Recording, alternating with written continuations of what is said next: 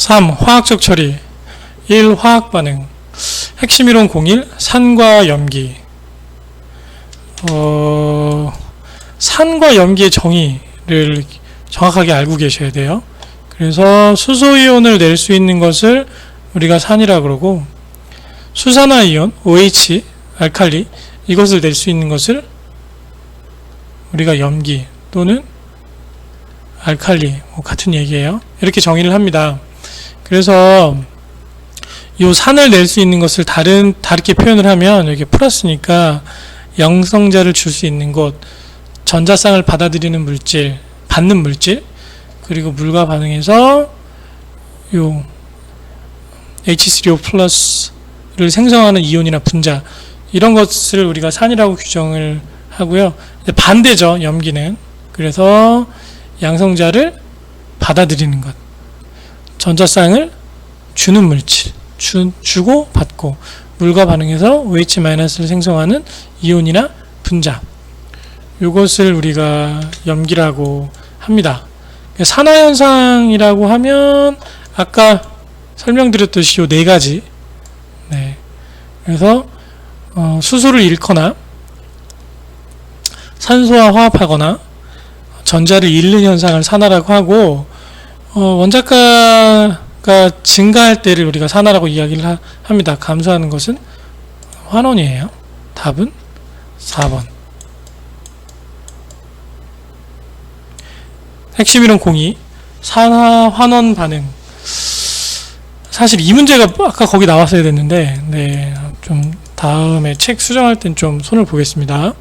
산화와 환원은 이게 되게 헷갈리실 거예요. 산화 환원, 요거를 그냥 쌍으로 같이 암기를 하세요.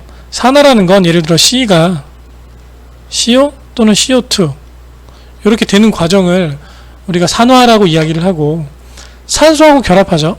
네. 근데 산소하고 결합할 때 대상 물질은 수소를 잃고, 대상 물질은 전자를 잃게 되고, 산화수가 증가하게 된다. 이렇게 암기를 하세요. 환원은 반대가 되겠죠. 산소를 잃거나 수소와 결합하고 전자를 얻음으로써 총 산화수가 감소하는 경우. 반드시 암기를 하세요. 굉장히 많이 나와요. 네. 완충용액은 버퍼 솔루션이라고 하는데, 얘네는 이제 그 외부로부터 일정량의 산이나 염기가 가해졌을 때 그 영향을 이겨낼 수 있게 집어넣어 놓은 거예요. 그래서 이 완충용액을 어느 정도 넣어두면 급격한 pH 변화를 좀 막을 수 있습니다. 그래서 얘네는 보통 약산과 짝염기 또는 약염기와 그 짝산, 이렇게 약산이 들어올 때 거기에 맞는 짝염기를 넣거나 약염기가 들어올 때 거기에 맞는 짝산을 집어넣어서 pH의 변화를 최소한 막아주는 용액이라고 생각하시면 돼요. 아세트산인 경우는 이게 이제 약산이죠, 약산. 얘 짝염기는 요 물질입니다. 그래서 함께 짝산과 짝염기에 대한 기본 개념을 아시고 문제를 푸시면 됩니다. 산화에 해당하는 것은 산화, 수소 아니죠, 산소하고 결합하는 거죠. 네, 산소를 잃음, 얻음, 전자를 얻음, 전자를 잃음, 산화수는 증가한다. 답은 4번. 2- 완충용액을 알맞게 나타낸 것은, 완충용액은 아까 말씀드렸듯이 이제 pH의 급격한 변화를 막기 위해서 넣어놓는 수용액인데, 보통은 이제 약산이 들어오면 여기에 맞는 짝염기인데, 이 짝염기가 이제 보통 강염기의 염을 함유한 용액을 쓴다고 해요. 그 답은 1번이에요. 네. 3. 농도 계산. 여기는 뭐 이제 백분율, ppm, 몰농도 환산하는 문제들이고요. 농도를 환산하는 건 문제로 바로 풀면서 설명을 해드리면 좀 더 이해가 빠르실 것 같아요. 자, 1번 볼게요. 117 ppm 용액에 그 NaCl이 있을 때 얘네를 이제 환산해서 몰롱도로 나타내면 몇이냐. 여기는 뭐 이제 원자량이 주어지니까 이 원자량을 기준으로 계산을 하시면 되거든요. 네. 우선 NaCl이 1몰이 몇 g이냐면 요 분자량 계산하면 58.5 g이에요. 얘가 리터에 있을 때가 1몰인데 그러면 이제 요 ppm 단위를 그램 퍼 리터로 바꿔주시면 돼요. 그래서 117 ppm은 17 mg 퍼 리터이고 얘를 이제 리터와 밀리리터를 죄송합니다. 이제 밀리그램 퍼 리터를 그램 퍼 리터로 환산하면 1000을 곱해서 계산을 하면 되죠. 네, 요거는 0.117 그램 퍼 리터인 거예요. 그래서 이제 그 1몰일 때 58.5면 X몰일 때 0.117 그러면 0.117을 58.5로 나누면 0.002 정도가 나옵니다. 답은 1번이고요. 2번 2g의 소금물을 녹여서 100ml의 소금물을 만든다. 이거는 이제 100ml로 만들 때의 기준을 100ml 죄송합니다. 100ml를 2g을 이거로 만들면 1000ml 때는 20g이겠죠. 그러면 20g 퍼 리터가 되는 거예요. 스케일업을 해보면 그러면 20g은 2만 mg 퍼 리터가 되는 거죠. 답은 3번이에요. 너무 쉽죠? 이런 문제는. 자, 3-3 농황산의 비중이 1.84. 이 문제가 좀 어려운데 그냥 좀 쉽게 설명을 해드릴게요. 우선 농황산이라는 게 비중이 굉장히 죄송합니다. 황산의 퍼센트가 굉장히 순도가 높은 황산을 농황산이라고 하고 보통 90% 이상 될 때를 우리가 농황산으로 규정을 해요. 그래서 진한 황산, 농황산의 비중이 1.84라고 하면 요 비중값이 이제 밀도값이 돼요. 예. 비중과 밀도는 거의 값이 크게 차이가 안 납니다. 네. 그래서 1.84 그램 퍼 밀리리터. 요 밀도가 75%가 있고 그리고 이제 밀리리터를 리터로 환산을 하는 값을 1000ml 리터 하면 없어지고 계산해보면 1.84 곱하기 0.75 곱하기 1000 1380 그램 퍼 리터가 나와요. 즉 황산이 1380g인 거예요. 1리터에. 그러면 1380g을 98g으로 나누면 몰수가 나오잖아요. 네, 이게 14가 나올 거예요. 즉 14몰 퍼 리터. 답은 3번. 이 중화, 응집, 흡작, 살균, 약품 처리. 화학적 폐수 처리에 대한 일반적인 특징인데요. 뭐 처리 시간 짧고 처리 효과가 비교적 일정하다. 생물학적 처리는 이제 처리 효과가 물론 조건이 잘 유지되면 일정하면 안정적이겠지만 그러지 못하는 경우가 많이 있어요. 그런데 반면에 화학적 처리는 약품 투여하는 대로 바로바로 반응이 되기 때문에 안정적이다. 뭐 장소도 넓지 않고 고도의 조작 기술이 필요하다. 이런 건 되게 중요합니다. 처리 비용도 많이 들고요. 5가지 다 암기를 하시고요. 중화, 흡착, 산화, 환원, 이온 교환 또는 응집도 화학이에요. 네, 저렇게 암기를 하시면 돼요. 화학적 처리의 장점이 아닌 것은 고도의 조작 기술이 필요하죠. 답은 3번. 핵심이론 02 중화반응. 이 중화반응에 관한 문제가 굉장히 시험에 많이 나옵니다. 요것만 암기하시면 돼요. 네, N, V는 N-V-. 근데 N이 몰농도가 아니라 노르말 농도로 반응한다라는 사실을 반드시 암기를 하시고 문제를 푸시면 돼요. 한번 2-1번부터 풀어보도록 하겠습니다. CaOH2 100ml 중화하는데 염산 0.02 노르말 농도 용액 60ml가 소비되었다.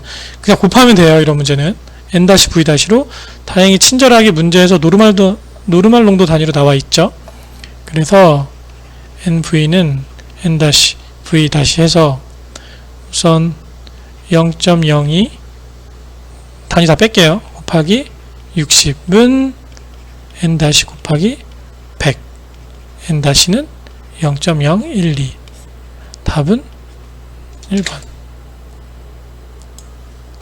자, 2번 0.01 몰농도. 자, 드디어 몰농도가 나왔습니다. 몰농도 노르말로도 환산하는 거는 이제 복잡하게 가면 되게 어려운데 보통 단순한 그런 화학식이 많이 나와요. NaOH는 Na 플러스 OH 되니까 OH 하나니까 이거 1가예요. 그럼 몰농도와 노르말 농도가 같아요. 얘는 H가 두 개가 나오죠. 네. 2개가 나오죠. 2니까. 그래서 2가예요. 2가는 1몰이 2노르말 농도라고 보시면 돼요. 네. 그래서 농도가 0.01몰을 노르말로 바꾸면 0.01 노르말 농도 곱하기 1리터니까 1000ml는 1몰이니까 이거는 2노르말 농도 곱하기 V 계산하시면 5ml가 나올 거예요. 답은 1번.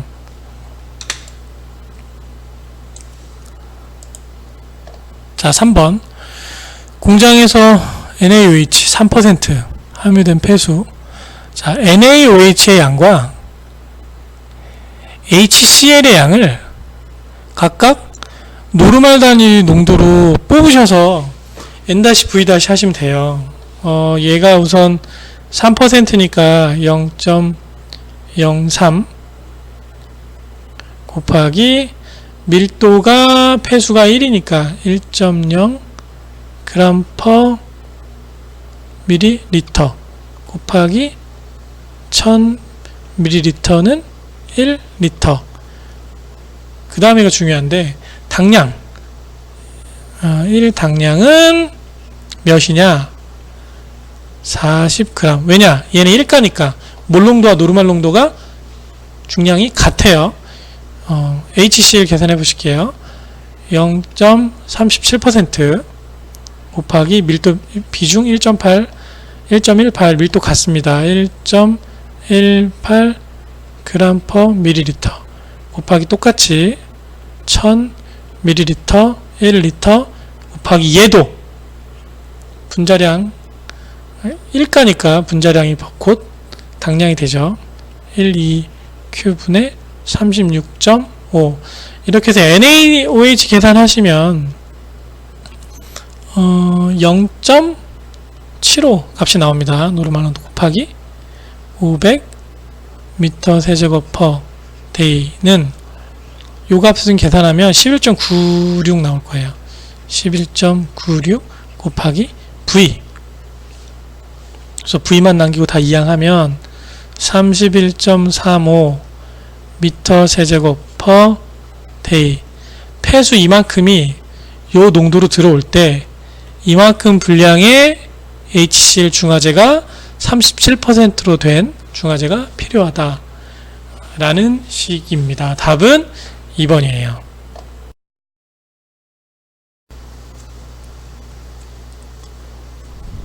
03 펜톤 산화반응. 여기서는 지금 산화반응, 펜톤 산화반응에 대한 개념이 좀 안 나오고 그냥 조건들만 좀 많이 나왔는데 이 부분도 책을 좀 제가 쓸 때 다시 한번 내용을 약간 손을 좀 보도록 할게요. 이 반응식 보시면 이거 하나로 지금 다 설명이 되는데 이제 과산화수소랑 이가 처리랑 반응을 하면 이 이상한 OH가 하나가 나와요. 네, 얘가 레디컬 OH거든요. 얘는 되게 불안해요. 점이 하나 붙어 있는데 다른 물질과 빨리 반응하고 싶어하는 굉장히 급진적인 OH이라고 보시면 돼요. 얘가 다른 물질을 다른 물질과 이제 반응성이 되게 강해서 다른 물질을 분해하고 없애고 뭐 이런 역할을 얘가 하는 거거든요. 결국에 펜톤 산화 반응의 키포인트는 이 OH 레디칼이에요. 얘가 다른 물질을 다 분해시켜 줍니다. 네, 빨리 결합하려고 하는 그 특성을 지니고 있기 때문에, 그래서 얘가 이렇게 난분해성 유기물질이나 침출수의 처리에 요 펜톤 산화 반응을 이용해서 OH 레디칼을 발생시키고 이것으로 오염물질을 처리하는 처리법이라고 보면 돼요. 그리고 거기에 대한 설명이 이제 여기 뭐 pH가 3에서 4.5 정도면 되고, 뭐 COD 감소하지만 BOD 증가한다. 그리고 뭐 이런 설명은 부대적인 설명이라고 보시면 됩니다. 3-1 펜톤 산화 반응은 어떤 반응인가? 과산화수소, 난분해성 유기물질의 산화. 답은 3번. 다음 침출수 중에 난분해성 유기물질 처리. 펜톤 시약이 좋다고 그랬죠. 여기서 나오는 OH 레디칼. 요게 산화 반응을 한다 라고 보시면 되고요. 침출수 내 난분해성 유기물질을 펜톤 산화법에 의해 처리하고자 할 때 사용되는 시약의 구성. 아까 과산화수소 플러스 철인데 이가철이죠.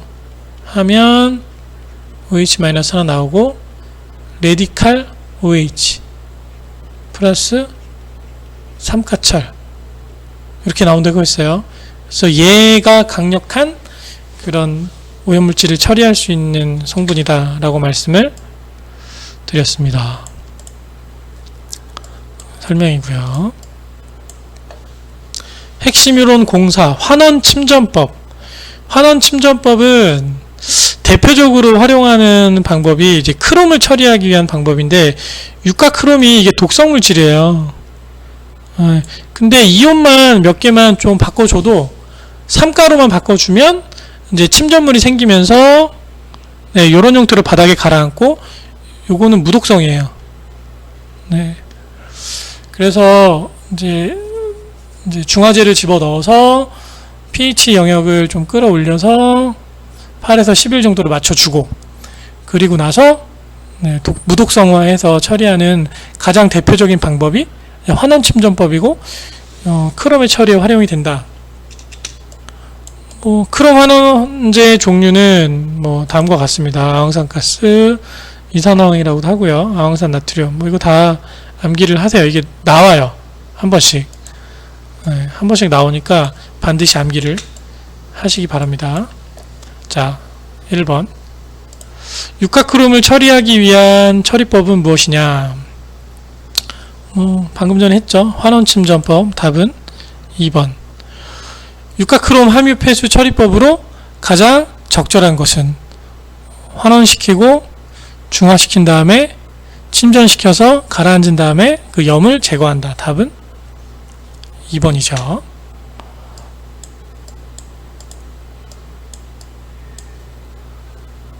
핵심이론 05 응집 반응. 이제 응집이라고 하면 지난 시간에 한번 제가 설명을 드렸는데, 콜로이드성 물질이 이제 마이너스로 대전된 경우가 많아요. 얘네끼리 입자가 마이너스끼리 이렇게 있으면 서로 이렇게 밀죠. 당기는 힘은 없고. 그래서 입자 간의 그런 청력이 많이 발생해서 얘네가 합쳐져서 하나로 큰 입자로 돼서 가라앉아야 되는데 그렇지가 못하는 거예요.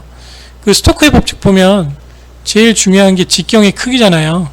네, 근데 직경이 작은 물질은 이 스토크의 법칙이 적용이 됐다고 보면 침강 속도가 느려서 잘 안 가라앉으니까 서로 붙여서 입자를 크게 해서 가라앉혀야 되는데 이 마이너스 때문에 안 되는 거예요. 그럼 얘를 플러스로 대전된 걸 바꿔줘서 중화시키는 그런 역할, 그 입자의 전기적 성질을 없애주는 거예요. 응집.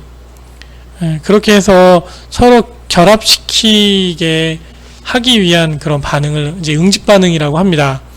여기에 영향을 미치는 요소는 수온, pH, 알칼리도, 교반 조건, 응집제 첨가량 등이 영향을 미치고요. 원리는 방금 전에 얘기했죠. 그 이제 입자들끼리 서로 결합시킬 때 이 그 가지고 있는 전기적인 그 크기의 차이, 이걸 이제 제타전이라고 하는데, 여기 설명이. 그래서 이게 크면 클수록 서로 잘 안 붙어요. 그 제타전위를 감소시켜 또는 제타전위를 아예 0으로 만들어서 응집을 높여주는 그런 현상이라고 보시면 돼요. 문제로 바로 푸실게요. 5-1 폐수를 응집 침전시키고자 할 때 유의사항을 나열한 것이다. 이 중 관계가 가장 적은 것은? 용존산소량은 전혀 상관없습니다. pH 중요하고요. 교반 속도 너무 빨리 저어도 안되고 너무 천천히 저어도 안되고, 너무 빨리 저으면 이게 회전율이 너무 빠르면, 왜 여러분 그 이물질이 섞여 있는 그런 것을 이제 녹이고자 할 때 유리막대를 집어넣어서 회전을 시키잖아요. 근데 너무 빨리 저으면 입자들끼리 이제 만나지 않은 상태로 같이 이렇게 돕니다. 네. 그런 것을 방지하기 위해서 적정한 교반 속도가 중요하다고 보시면 돼요. 이 교반 속도를 적정하게 정하기 위한 속도를 또는 응집제량을 구하는 실험을 우리가 자테스트라고 하죠. 네네네. 그래서 아무튼 답은 3번. 2번 일반적인 응집 원리를 이용하여 처리하지 않는 것은? 탄산염은 전혀 상관이 없습니다. 네. 3번 폐수의 응집 처리 시 응집의 원리로서 볼 수 없는 것은?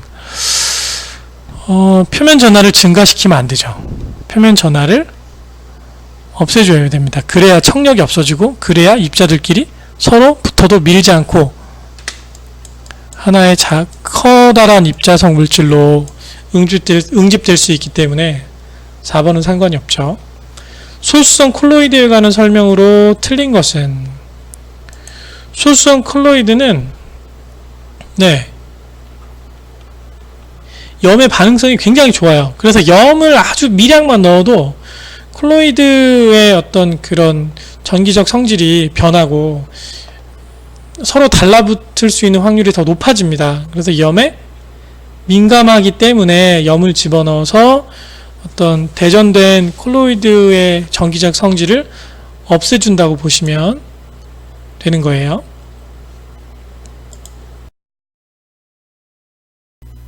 핵심 이론 06 응집제의 종류. 자, 응집제는 대표적으로 많이 사용되는 것이 금속염, 황산 알루미늄이나 또는 합성 유기 폴리머, PH라고 하는 그런 물질들이 많이 사용되는데, 예전에는 이제 금속염, 특히 황산 알루미늄이 가격이 저렴하기 때문에 많이 사용을 했었어요. 그런데 얘의 가장 큰 단점은 pH 폭이 좀 좁아요. 5.5에서 8 또는 8.5 정도? 네. 그래서 조건을 유지하는 것이 좀 어려워서, 어렵다기보다는 좀 귀찮죠. 그래서 요새는 이제 폴리어마 알루미늄 PH라고 이야기하는 물질들을 많이 사용하고, 철염은 또 얘기가 좀 다릅니다. 철염은 다 좋은데 얘는 문제점이 이제 2차, 그러니까 색도를 유발하거나 또는 철이온이 잔류해서 2차 오염을 생성할 수 있는 그런 문제가 있어서 최근에는 pH를 좀 더 많이 쓴다 라고 아시고, 각각의 특성은 다 암기를 하셔야 돼요. 그리고 문제를 한번 풀어보실게요. 무기응집제의 알루미늄 염의 장점이 아닌 것은? 아까 몇이라고 그랬죠? 5.5, 8.5. 네, 다른 건 다 맞아요. 폐수의 명반을 사용하여 응집 침전을 실시하는 경우 어떤 침전물이 생기는가? 그러니까 명반이라는 말이 아마 가끔씩 나올 텐데, 응집제 얘기할 때 명반은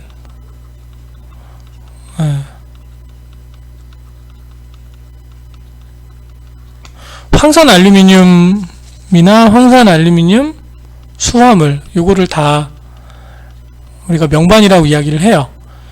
명반 같은 경우는 이게 반응하고 나서 반드시 생기는 것이 이제 수소나 알루미늄이 생성이 됩니다. 여기서 황산과 알루미늄이 결합된 형태에서 이게 분해가 되면서 이 알루미늄과 그리고 OH가 반응한 AlOH3 요게 나와요. 네, 요게 침전물로 바닥에 가라앉거든요. 그래서 요게 반드시 생긴다라고 이해하시면 돼요. 3번 폐수 처리에 일반적으로 많이 사용되는 무기 응집제인 황산 알루미늄 설명이죠.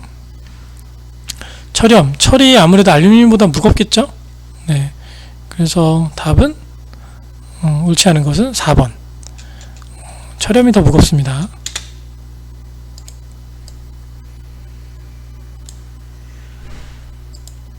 7. 핵심 이론 07 알칼리제.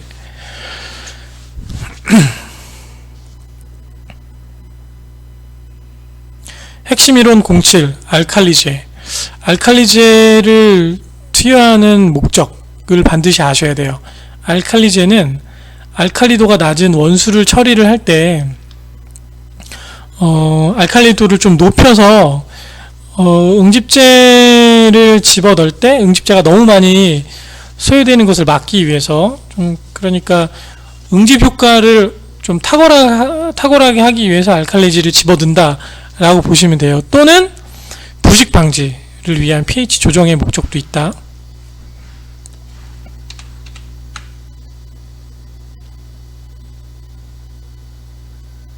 핵심 이론 07 알칼리제. 알칼리제의 투입 목적. 알칼리도가 낮은 원수를 처리할 때나 그리고 이제 응집에 필요한 알칼리도를 보충하려고 하는 목적. 세 번째가 부식 방지. 요 세 가지 목적으로 알칼리제를 투여를 한다라고 보시면 됩니다. 뭐 화학적 응집과 물의 연수와 부식 제어, 완충 용량 이런 쪽으로 이용해서 활용이 가능하다. 알칼리도의 자료의 이용에 관한 설명으로 맞지 않는 것은 답은 3번이죠. 질소나 탈질 전혀 관계가 없어요. 네, 여기 보면 크게 네 가지입니다. 응집제 그리고 물을 좀 부드럽게 하기 위한 소프트닝 작업이라고 보면 되죠. 그리고 너무 낮은 알칼리도, 너무 높은 알칼리도에 대한 부식 제어 그리고 완충 용량 계산하기 위해서 폐수. 3번은 뭐 관계가 전혀 없는 얘기죠. 핵심 이론 08 좌 테스트. 다시 하자. 이것만.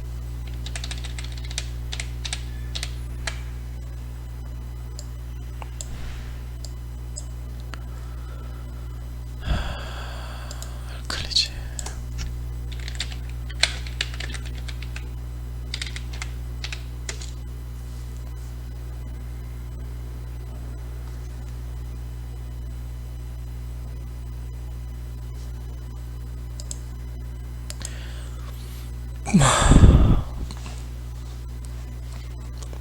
핵심 이론 07 알칼리제. 알칼리제라고 하면 이제 물이 알칼리도가 너무 낮은 경우에 알칼리성을 좀 보충해야 할 필요성이 있어요. 예를 들면 뭐 석회 성분, 뭐 소다 성분 이런 것들을 좀 집어넣어서 알칼리도를 맞춰주면 응집 효율도 높일 수 있고 그리고 이제 장치 부식도 방지할 수 있는 여러가지 목적으로 활용을 합니다. 그래서 이제 응집제 투여를 위한 좀 보충하는 역할 그리고 부식 방지를 위한 pH 조정의 역할로 알칼리제를 투여를 하고 알칼리제를 투여를 하면 이제 화학적인 응집에 대한 효과도 볼 수 있고요. 그리고 물을 이제 연수와 소프트닝, 연수 하드워터 소프트워터 그때 설명해드렸죠. 물의 연수화에 관한 좀 작업도 할 수 있고 부식도 막아줄 수 있습니다. 그리고 이제 폐수와 슬러지의 완충 용량을 계산할 때도 요 알칼리도의 자료가 활용이 될 수 있다는 점 꼭 숙지를 해주시기 바래요. 문제를 풀어볼게요. 알칼리도 자료의 이용에 관한 내용으로 맞지 않는 것은 응집제 서다속회. 그리고 폐수. 질산화하고는 관계가 없죠. 답은 3번입니다. 핵심 이론 08 자테스트. 요걸 이제 다른 말로 응집 교반 실험이라고 하는데, 얘를 하는 목적은 응집제 양과 교반 속도 계산하는 거예요. 이게 어떻게 생겼냐면요, 이렇게, 제가 그림을 잘 못 그려도 이해를 좀 해주시기 바랍니다. 이렇게 생겼고, 여기에 이렇게 판이 설치되어 있습니다. 여기 이렇게 여러 개가 있어요. 그리고 비커를 여기다 이렇게 담궈요. 그리고 여기에 물이 이렇게 차 있습니다. 여기는 이제 이렇게 돌리는 장치가 있어서 이걸 돌리면 교반 속도가 빨라지거나 또는 온도가 높아지거나 뭐 여러 가지 조건을 만들 수 있어요. 그래서 적절한 교반 속도와 응집제 투여량을 스케일을 다운해서 측정을 한 후에 이것을 스케일을 업해서 이제 응집제량과 교반 속도를 정하는 그런 실험이라고 보시면 돼요. 네. 실험은 뭐 그렇게 어렵진 않습니다. pH 응집제 선택, 수온, 물의 전해질 농도, 콜로이드 종류와 농도, 이런 것들이 응집 반응에 미치는 영향이고요. 자테스트 방법은 이제 응집제 보조제 투입하고 급속 교반한 후에 완속 교반해서 침전성을 보는 거예요. 네. 뭐 동일량의 pH, 동일량의 물을 넣고 교반 속도를 급속으로 한 후에 pH를 6으로 조정하고, 그 다음에 약품 응집제 짧은 기간 내에 주입한 후에 이제 천천히 속도를 감소시켜서 완속 교반을 한 후에 침전시킨 후에 상등수 분석. 네. 그래서 자테스트 제가 대학교 때 실험을 많이 했는데, 네, 뭐 어렵지 않은 실험입니다. 자, 문제로 한번 풀어보실게요. 자테스트 실험 시 응집 반응 속도와 가장 관계가 먼 것은? 네, 물의 밀도는 전혀 상관이 없습니다. 답은 4번이고요. 2번 명반 아까 뭐라고 그랬죠? 황산 알루미늄 또는 황산 알루미늄 수화물. 명반을 폐수의 응집제에 주입 후 완속 교반을 하는 주된 목적은 무엇이냐? 결국에 이제 입자의 크기를 증가시키는 목적을 가지고 있어요. 입자의 크기를 증가시켜서 빨리 가라앉게, 네, 응집제 역할이라고 보시면 되고요. 3번 일반적인 폐수 처리 공정에서 최적 응집제 투입량을 결정하기 위한 자테스트에 관한 설명으로 적합한 것은 무엇이냐? 1번이죠. 알카리도 상관없고요. 용존산소 측정 다 상관없습니다. 답은 1번입니다. 핵심 이론 09 자외선 소독. 자, 이제 소독 디스인펙션 부분이 이제 나오기 시작합니다. 소독은 여러 가지 종류의 소독 방법이 있어요. 네, 그것을 이제 순서대로 제가 단원을 나눠서 설명을 해드릴게요. 우선 자외선 소독은 이제 가장 일반적인 형태의 소독은 아니고요. 요새는 집안에 이제 자외선 소독기를 가지고 있는 경우가 많이 있어요. 예전에는 이제 젖병을 다 삶았는데 요새는, 네, 젖병을 이제 다 삶았는데 요새는 자외선 소독기 안에 집어 넣어서, 네, 이 안에 개폐할 수 있게 문이 있고, 문을 열면 자외선 소독기 안에 젖병을 놓고 가정에서 직접 이거를 소독을 하죠.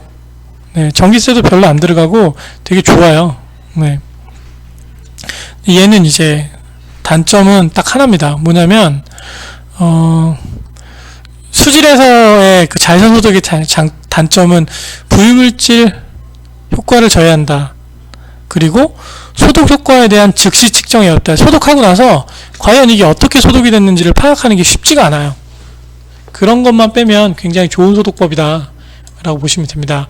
선박의 식수 소독과 가장 관계가 깊은 것은, 네, 식수 소독은 자외선으로 많이 소독을 선박에서 한다고 합니다. 선박에서 물을 소독할 때 염소를 쓸 수는 없잖아요. 네, 그래서 자외선으로 일정 기간을 두고 소독을 한다고 보시면 돼요.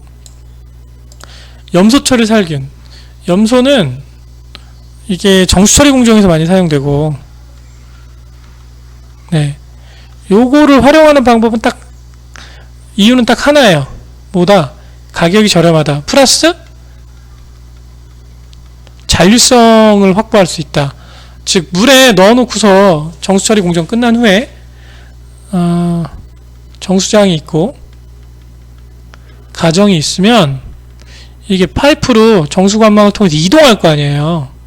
이동할 때 외부 유입에 의한 병원성 미생물의 피해를 막게 하기 위해선 이게 잔류성이 있어야 돼요. 뭐 오존 이런 건 잔류성이 좀 약해요. 그래서 넣어놔도 다 날아가는 데 반해서 염소는 물속에 같이 포함된 형태로 계속 존재하면서 외부에서 들어오는 병원성 미생물을 살균시키는 역할을 아주 충실히 수행할 수 있습니다. 그 두 가지 이유 때문에 염소 처리가 사용이 되는 거지, 이게 결코 몸에 좋지 않아요.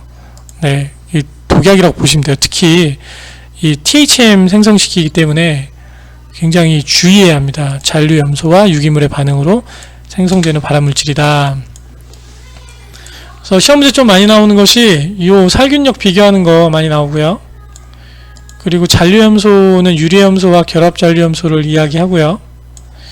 그리고 잔류염소의 생성 과정에 대해서도 시험 문제 많이 나옵니다. 이 염소 부분이 좀 많이 나와요. 그리고 염소 요구량, 염소 주입량, 파괴점, 뭐 이런 문제가 많이 나오는데 직접 문제를 풀면서 한번 보시겠습니다.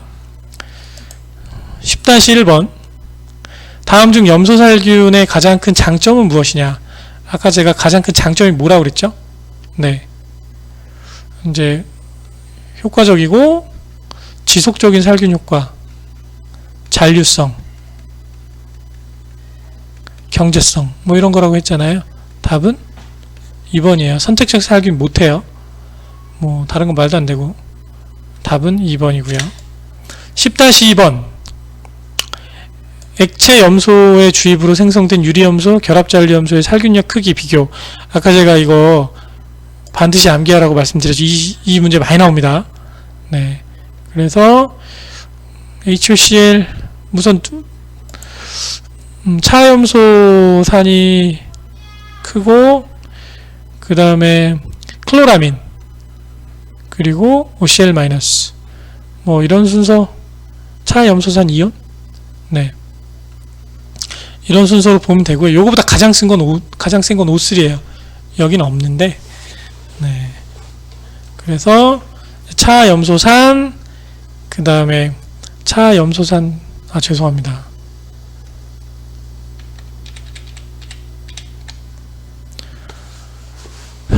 10-2번. 액체 염소의 주입으로 생성된 유리염소, 결합점을 10-2번. 액체 염소의 주입으로 뭐 이런 게 생성됐을 때 살균력의 크기를 비교해라. 아까 제가 반드시 암기하라고 말씀드렸잖아요. 네, 우선 여기는 안 나와있지만 오존이 짱 세죠. 오존이 제일 세요. 그 다음에 차염소산 HOCl, 이 형태로 물속에 집어넣죠. 그 다음에 차염소산 이온, 그 다음에 생성되는 이제 클로라민이 제일 약하죠. NH3Cl. 그래서 답은 3번입니다. 암기를 하세요. 10-3. 폐수 뭐 이만큼이 들어오고 염소가 이렇게 주입되고 있다. 잔류 염소량을 0.15mg per 리터라고 할 때 폐수 중에 소비되는 염소의 농도는 얼마냐? 우선 염소 요구량이 식이 어떻게 되는지, 염소 요구량은 염소의 이제 주입량에서 잔류량을 빼면 돼요. 네, 그러면 염소 주입량은 어떻게 구하느냐? 염소 주입량은 이제 폐수가 7570m 세제곱 per day가 들어오죠. 이 중에 92kg per day가 주입이 되고 있다. 요걸 계산을 하시면 12.15 kg per 미터 세제곱이 되고, 지금 밀리그램 per 리터니까 요거 밀리그램 per 리터로 바꾸면 1000씩 나누면 돼요. 그럼 12.15 밀리그램 per 리터가 주입량이 되는 거예요.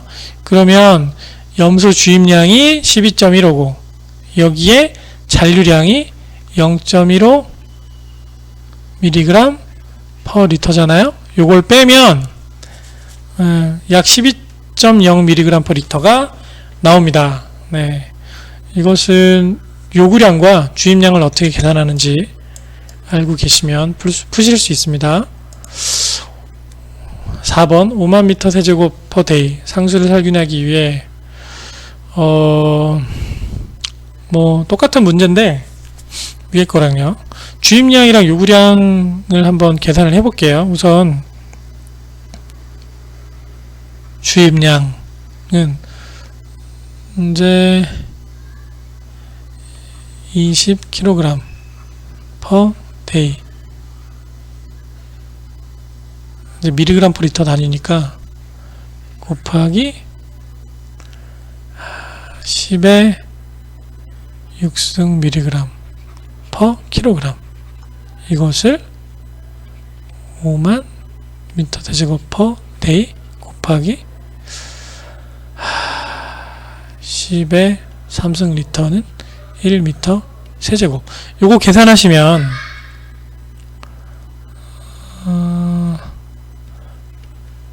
0.4 밀리그램 per 리터예요. 0.4가 나오고 0.4에서 0.2를 빼면, 즉 염소 요구량은 0.2 밀리그램 per 리터가 나오죠. 그래서 초기 주입 농도 0.4, 그 다음 요구량 0.2, 답은 4번입니다. 자, 5번 보실게요.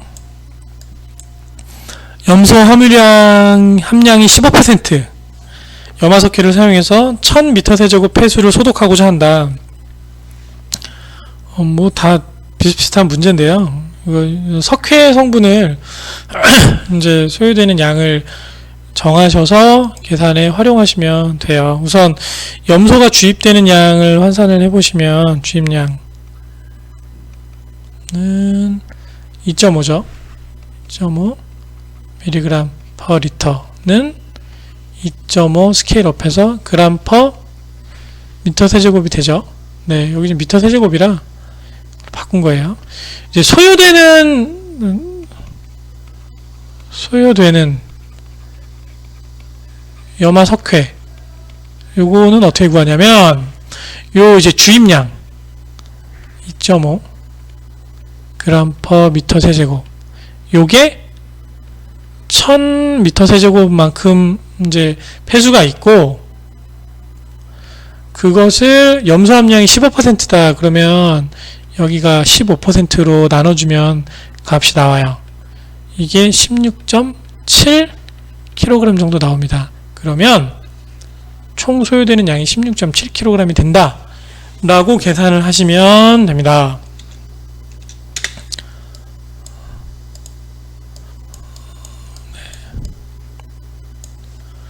핵심 이론 11, 오존 처리 살균. 오존 처리는 돈 많은 나라에서 많이 쓴다 뭐 이런 얘기인데, 전기세가 많이 들어가요. 그래서 시설비, 관리비 뭐 다 좋습니다. 다 좋은데 문제가, 첫 번째가 전기세, 두 번째가 잔류성이 약해요. 네. 그래서 수돗물에 소독을 해서 이걸 가지고 상수공정을 통해서 보내서 집에서 받아 먹기는 좀 어려움이 좀 있죠. 문제로 풀어보실게요. 11-1 분뇨 처리의 살균 방법 중 오존 처리의 특징을 잘못 나타낸 것은 잔류 효과가 약하다고 그랬죠. 답은 4번. 2번. 오존살균 상수 처리에도 쓰긴 씁니다. 쓰긴 쓰는데 이제 가장 권장되는 방법은 아니죠. 왜? 잔류성이 없어서. 네, 잔류성이 없어서 돈도 비싸니까 잘 안 쓴다라고 제가 말씀을 드렸습니다.